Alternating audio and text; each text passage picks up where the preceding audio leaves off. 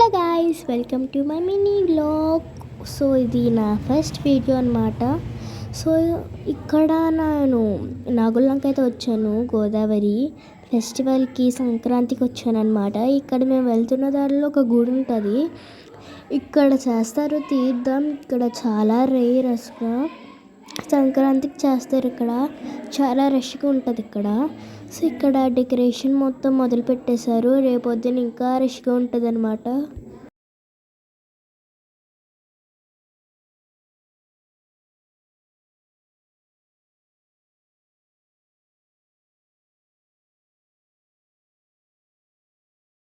So ఇక్కడ toys కూడా అమ్ముతారు.